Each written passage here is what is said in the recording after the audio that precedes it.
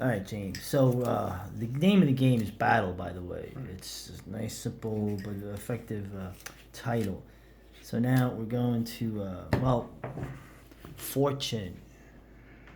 Okay, so you, except for Philip of Macedon, who was the father of Alexander the Great, uh, and the other exception is Shaka Zulu, who founded an empire. Except for those two guys, I don't know of a great captain of history that had the pleasure to design his own army. When you go to war, you get the army that you've got. Okay, and I wanted to demonstrate the social mechanics of going to war. Usually, the most competitive wars are fought by like people.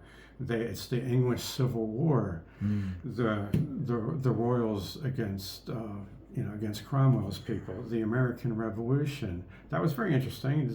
They're pulling from the same class and language group of people. Yes. The American Civil War, Right. where the West Point Academy gets split in half. Yeah. And they go their separate ways. Okay.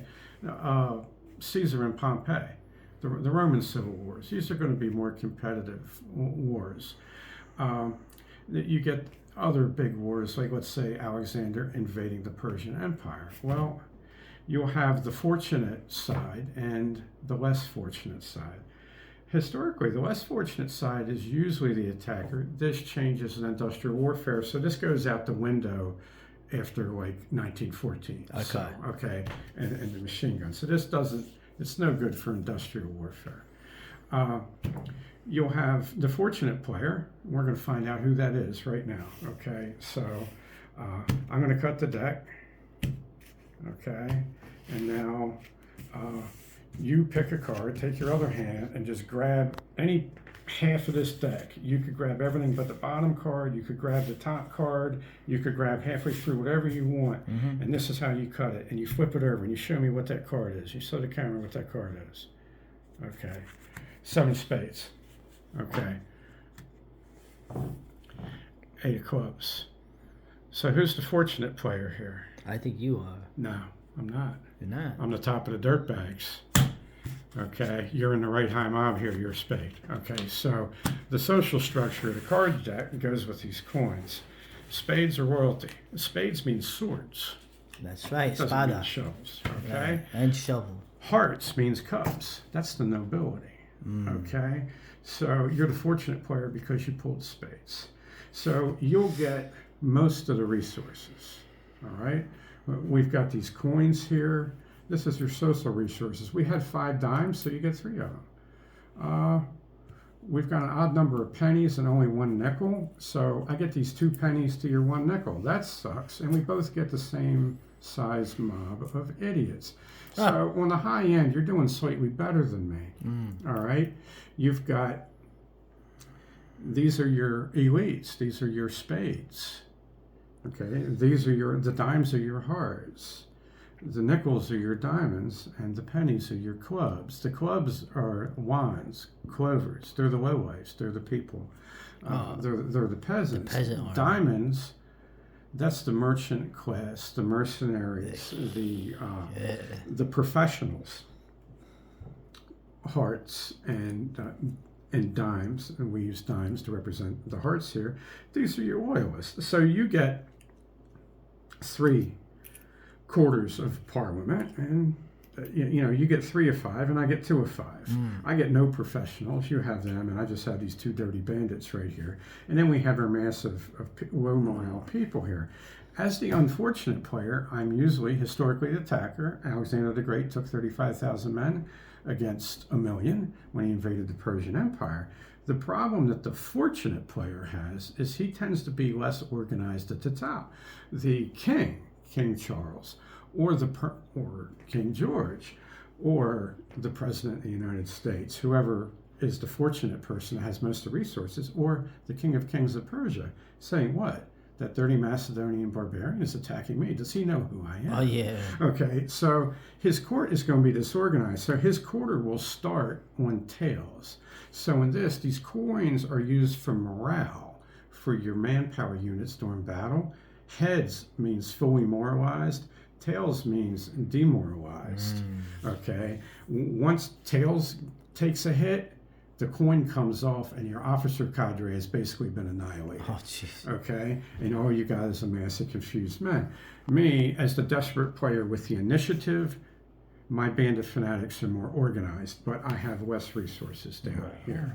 Now, we will go into the next phases with you getting advantage in mapping, because I'm probably invading your territory. It's probably a territory you tax. You're going to get an advantage in mustering your forces, and you're also going to get an advantage in marshaling your forces. And then we'll use cards to see what other wrinkles fate throws our way. And by all means, do shoot a question at me, because game development's the time. So these coins are they're like the forecasts, as Evola. Yes, and the cards are the forecasts. And they are the coins forecasts, forecasts. right? Exactly. From quarters down to pennies. Your fanatics, your loyalists, your professional mercenaries, which are usually linchpin. Yeah, linchpin, right. And then your peasants, and then your lowlights. And I have rules for like a campaign game where, let's say, if in the route phase, after one side's kind of already lost, we decide how bad they lost by. You could try to have units survive. And if a unit survives, you can make a morale check doing a card pull. And if it passes the morale check, then it can maybe become better and become a veteran unit. So we got heads and tails for more, demoralized or motivated, right? Or and you also have, when you say fortunate, the fortunate is just the one that has more people. Now you're saying he's got more. So he's got more clout in the hierarchy. Right. He's got more land. So he's going to be able to very often Darius, when Alexander never decided where they were going to fight. Right. Darius decided where they were going to fight. Darius was the fortunate in that. Right. He was the fortunate one. Alexander was the desperate one who had the advantage of the pathos, and that's in the battle phase. Which is different from the modern warfare, like let's say in the World War II, where the Soviet leadership, they wanted at least before they attacked, they wanted to be like 12-1, 10-1 odds for the attack. The axiom in industrial warfare and in post-industrial warfare is the one with the most resources should be the attacker, and one with the fewer resources should be the defender. And if you see a industrial scale war where you have a nation with less resources attacking a nation with more resources, then they have already made a decision that the nation with more resources is moving to attack us, and we have to do a preemptive strike. And we're probably not ultimately going to be successful, but this is our only chance. If we wait, we're just going to get rained on. Very interesting. Another reason why this would have to be a totally different game to depict industrial warfare. Right. But the card deck, the coinage, this all comes from this era. Okay.